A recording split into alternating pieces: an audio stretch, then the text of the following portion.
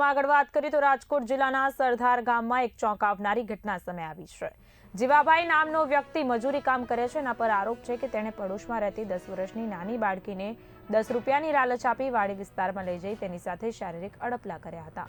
ઘટનાની જાણ બાળકી દ્વારા તેની માતા અને બહેનપણીને કરવામાં આવતા પરિવારજનો ચોંકી ઉઠ્યા। બાદમાં પરિવારજનોએ તાત્કાલિક પોલીસનો સંપર્ક કરી અને ફરિયાદ નોંધાવી। ફરિયાદના આધારે આજીડેમ પોલીસ તરત જ ઘટના સ્થળે પહોંચી અને તપાસ હાથ ધરી। પોલીસે ગંભીરતાથી કાર્યવાહી કરતા આરોપી જીવાભાઈની પોક્સો અધિનિયમ હેઠળ ધરપકડ કરી લીધી છે। હાલ પોલીસે તપાસ શરૂ કરી છે। ગઈ તારીખ 1/5/2024ના રોજ આજીડેમ પોલીસ સ્ટેશનના સરદાર ગામ છે ત્યાં મજૂરી કામ કરતા આરોપી છે દીવાભાઈ, એને 10 વર્ષની એક બાળકી છે, એ પણ ગરીબ પરિવારની છે।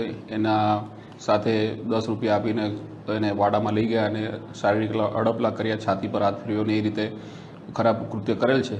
જે બાબતે આજીડેમ પોલીસ સ્ટેશનમાં BNS 75/2/76 તેમજ પોક્સો એક્ટની કલમ મુજબનો ગુનો દાખલ કરેલ છે અને આગળની તપાસ PSC કરી રહ્યા છે। માતાને એને બાળકી મારફતે ખબર પડી, એમની બેનપણી છે એના મારફતે ખબર પડી એવી ધ્યાન પર આવે છે વાત।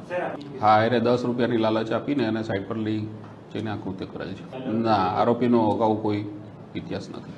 આરોપી દેવાભાઈ નામ છે એનું અને હાલ પોલીસ કસ્ટડીમાં છે।